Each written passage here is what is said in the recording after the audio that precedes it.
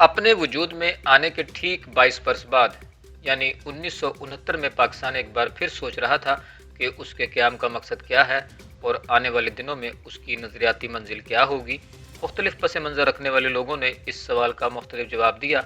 ये जवाब क्या रहे होंगे, उन्हें समझने के लिए इस ज़माने की सियासी सफ़बंदी को समझना ज़रूरी है। पाकिस्तान में उलमाए देवबंद की एक मुमताज़ शख्सियत मौलाना उबैदुल्ला अनवर की सवानह से इस तकसीम की खबर मिलती है। मौलाना उबैदुल्ला अनवर शख्सियत और जद्दोजहद नामी किताब में मुसन्निफ अमजद अली शाकिर कहते हैं कि पाकिस्तान की कौमी सियासत उस वक्त 5 सियासी धारों में बह रही थी। इस्लामी सोशलिज़म या सोशलिज़म की अलमबरदार जमातें यानी पाकिस्तान पीपल्स पार्टी और नेशनल अवामी पार्टी, नेशनलिज़म की अलमबरदार जमातें यानी अवामी लीग, मुस्लिम लीग के मुख्तलिफ ग्रोह जिनका नारा इस्लाम था, इस्लाम की अलमबरदार जमात जमीयत उलमा इस्लाम।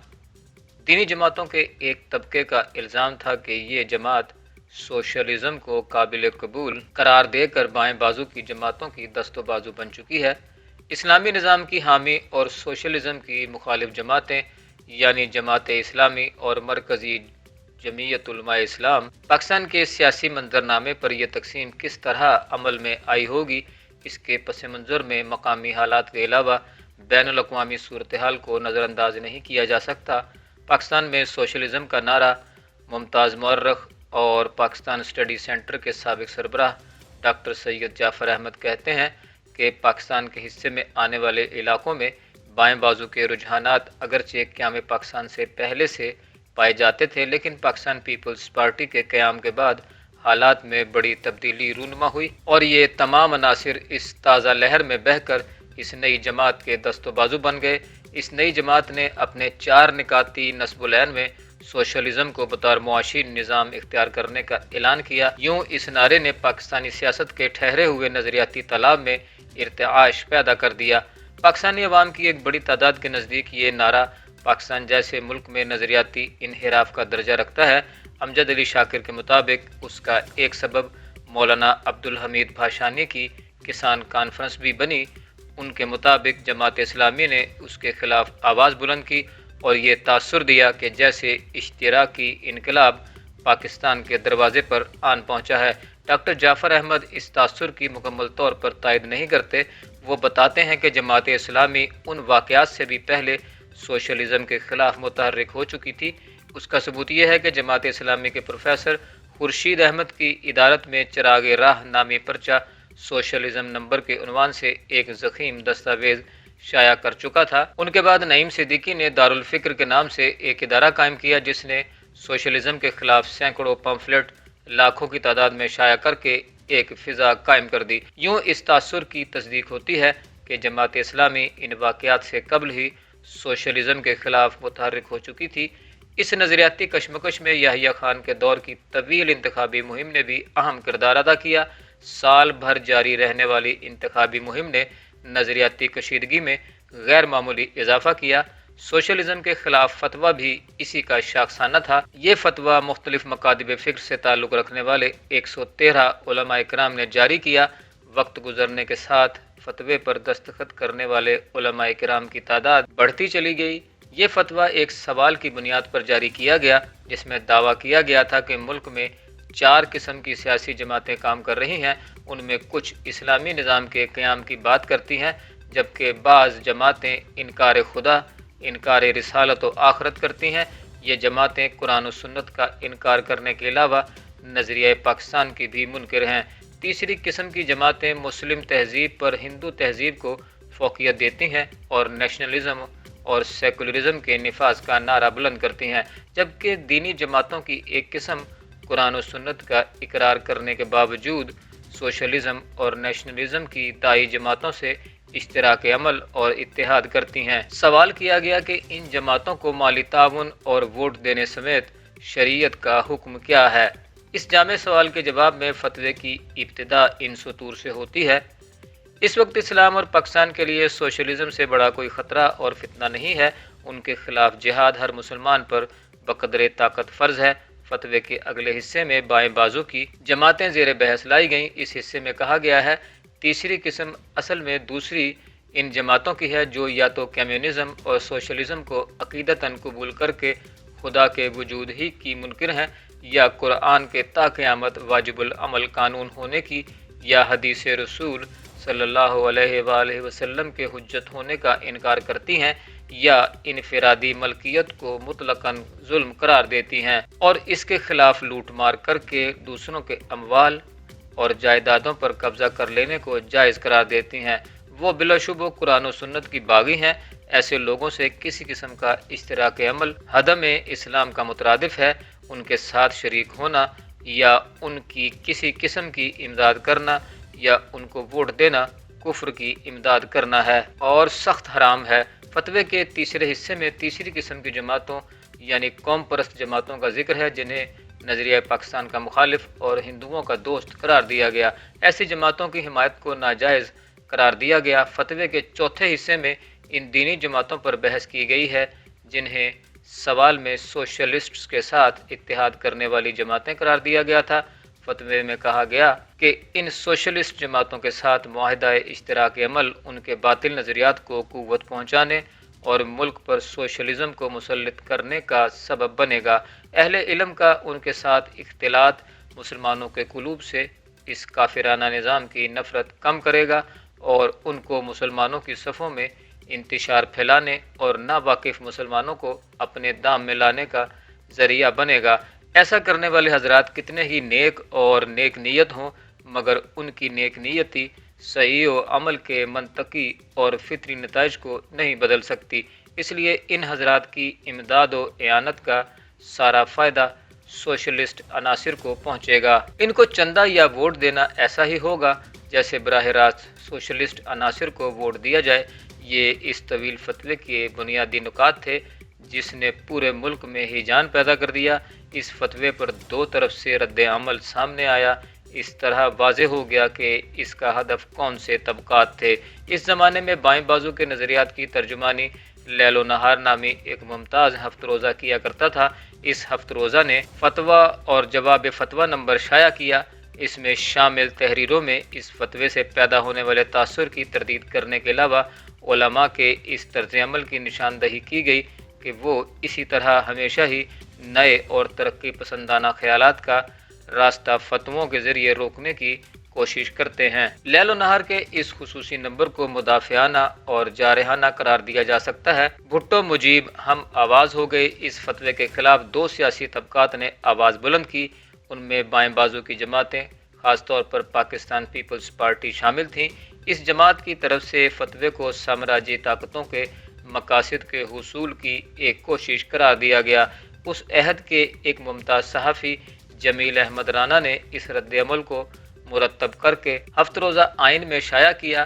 بائیں بازو کے چند اہم رہنماؤں کے بیانات سے اندازہ ہوتا ہے کہ فتوے کے خلاف ان کا رد عمل کس قدر سخت تھا۔ یہ رد عمل ہفت روزہ، لیل و نہار کے علاوہ دیگر قومی اخبارات میں بھی شائع ہوا۔ پاکستان پیپلز پارٹی کے چیئرمین نے اس ضمن میں اپنے متعدد بیانات میں کہا، یہ فتوے جاری کرنے والے سامراجیوں کے پٹھو ہیں۔ جو لوگ مسلمانوں کو کافر کہتے ہیں وہ خود کافر ہیں۔ جو لوگ پیسے لے کر مسلمانوں کے خلاف فتوے دیتے ہیں ہم انہیں فکس اپ کریں گے۔ انہوں نے کافروں کی خدمت کی ہے۔ پاکستان پیپلز پارٹی کے سیکریٹری جنرل جے اے رحیم نے اس فتوے کو یہودی سازش قرار دیا۔ ڈاکٹر مبشر حسن نے کہا کہ ان فتووں کا حشر بھی وہی ہوگا جو سر سید اور اقبال کے خلاف فتووں کا تھا۔ عوامی نیشنل پارٹی بھاشانی گروپ کی مجلس عاملہ نے اپنی قرارداد میں فتوے کو شرانگیزی کے علاوہ جاگیرداروں، سرمایہ داروں اور سامراج کو فائدہ پہنچانے کی کوشش قرار دیا۔ عوامی لیگ کے سربراہ شیخ مجیب الرحمان نے اس فتوے کو غاصبوں کے ہاتھ مضبوط کرنے اور عوام کے مسائل میں اضافے کی کوشش قرار دیا۔ جماعت اسلامی کے کردار پر سوال اور مذہبی جماعتوں کا رد عمل اس فتوے کے خلاف دوسرا رد عمل دینی طبقات خاص طور پر جمعیت علماء اسلام ہزاروی گروپ کی طرف سے آیا، جس کی قیادت مولانا مفتی محمود کے پاس تھی۔ انہوں نے روزنامہ امروز میں شائع ہونے والے ایک بیان میں کہا کہ ان فتووں سے پریشان ہونے کی ضرورت نہیں۔ اسی اخبار میں شائع ہونے والے ایک اور بیان میں انہوں نے کہا کہ فتویٰ جاری کرنے والے اس کے ذریعے نہ سرمایہ داری نظام کو بچا سکتے ہیں اور نہ آنے والے عوامی انقلاب کو روکا جا سکتا ہے۔ ایک اور بیان میں انہوں نے اشارہ کیا کہ یہ فتویٰ ایک سیاسی جماعت کے اشارے پر جاری کیا گیا ہے۔ انہوں نے کہا کچھ نام نہاد علماء نے ایک سیاسی جماعت کے اشارے پر سوشلزم کے خلاف جو فتویٰ جاری کیا ہے وہ ایک سازش ہے۔ یہ سازش پاکستان کے 12 کروڑ عوام کے خلاف ہے۔ مولانا مفتی محمود نے اس فتوے کے سلسلے میں جو بات اشارے میں کہی وہی بات مولانا عبید اللہ انور کی سیاسی سوانح میں زیادہ وضاحت کے ساتھ کہی گئی ہے۔ امجد علی شاکر نے مولانا احتشام الحق تھانوی کے ایک خط کے حوالے سے لکھا ہے کہ یہ فتویٰ جماعت اسلامی کے اشارے پر لکھا گیا۔ پروفیسر سلیم منصور خالد اس دعوے کی تردید کرتے ہیں۔ ان کا کہنا ہے کہ اس فتوے پر جماعت اسلامی سے وابستہ کسی عالم دین کے دستخط نہیں ہے، اشارے کا تو سوال ہی پیدا نہیں ہوتا۔ اسی زمانے میں اسلامی نظریاتی کونسل کے رکن اور ممتاز عالم دین مفتی سیاح الدین کاکا خیل کا ایک طویل مضمون شائع ہوا۔ اس مضمون میں انہوں نے اس فتوے کو درست قرار دیا اور کہا کہ فتویٰ دینے والے علماء صاحبان علم اور صاحبان کردار شخصیات ہیں۔ یہ ممکن نہیں کہ وہ کوئی ہلکی بات کہیں یا کسی مفاد کے تحت دین کے مزاج کے خلاف کوئی بات کہیں۔ انہوں نے اپنے مضمون میں یہ گواہی بھی دی کہ اس میں جماعت اسلامی یا اس سے وابستہ کسی ذیلی تنظیم کے کسی رکن نے حصہ لیا یا کوئی کردار ادا کیا ہو۔ فتوے سے جماعت اسلامی کے تعلق اور دیوبند کے تھانوی مکتبہ فکر سے تعلق رکھنے والے علماء کے ذکر سے علماء کی وہ بہت بڑی تعداد پس منظر میں چلی گئی جنہوں نے اس فتوے پر دستخط کیے تھے۔ فتوے پر دستخط کرنے والے علماء کی ایک بڑی تعداد کا تعلق مشرقی پاکستان سے تھا، جبکہ دستخط کرنے والے علماء کی غالب اکثریت ایسے ناموں پر مشتمل ہے جن کی اپنی جداگانہ شناخت ابھی تک قائم ہے۔ نمایاں سنی علماء میں مولانا ظفر احمد عثمانی، امیر مرکزی جمعیت علماء اسلام، مفتی اعظم پاکستان مفتی محمد شفیع، مولانا احتشام الحق تھانوی، مولانا شاہ احمد نورانی، مولانا سید محمود احمد رضوی اور مولانا محمد بخش مسلم سمیت کئی درجن دیگر علماء شامل تھے، جبکہ نمایاں شیعہ علماء میں سید محمد دہلوی، علامہ ابن حسن جارچوی کے علاوہ بہت سے دیگر علماء شامل تھے۔ اس میں کوئی شک نہیں کہ انتخابات سے قبل یہ فتویٰ ایک بڑے ہیجان کا باعث بنا، لیکن انتخابی عمل کے مکمل ہونے کے ساتھ ہی اس کے اثرات زائل ہو گئے۔ امجد علی شاکر نے لکھا ہے کہ مولانا احتشام الحق تھانوی جو خود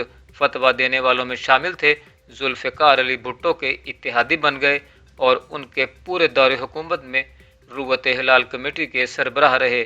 اگر یہ فتویٰ اتنی جلدی اپنا اثر کھو بیٹھا تو کیا سبب تھا کہ انتخابات سے قبل رویوں میں اتنی شدت پیدا ہو گئی؟ جمعیت علماء اسلام فضل الرحمان کے مرکزی مجلس عمومی کے رکن مولانا محمود الحسینی نے بتایا کہ اس کا باعث انتخابی گہمہ گہمی اور سیاسی مفادات تھے۔ پاکستان پیپلز پارٹی نے اگر روٹی کپڑا اور مکان کا نعرہ لگایا تو جمعیت علماء اسلام کا نعرہ بھی اس سے مماثلت رکھتا تھا۔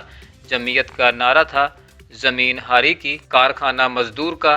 اس کے علاوہ جمعیت کا بائیں بازو کے ایک معروف مزدور رہنما بشیر احمد بختیار سے اتحاد بھی ہو گیا تھا۔ یہ اتحاد بھی اس فتوے کا باعث بنا۔ ڈاکٹر جعفر احمد اس صورتحال کی ایک اور توجہ بھی بیان کرتے ہیں۔ انہوں نے بتایا کہ جمعیت علماء اسلام سے وابستہ علماء کا ایک بڑا طبقہ اس زمانے میں متعارف ہونے والے عرب سوشلزم کا قائل تھا اور سمجھتا تھا کہ پاکستان کے مسائل کا حل بھی اسی نظام میں ہے۔ ڈاکٹر جعفر احمد کے تجزیے کی تصدیق جمعیت علماء اسلام کے ترجمان جریدے ترجمان اسلام کے مندرجات سے ہوتی ہے۔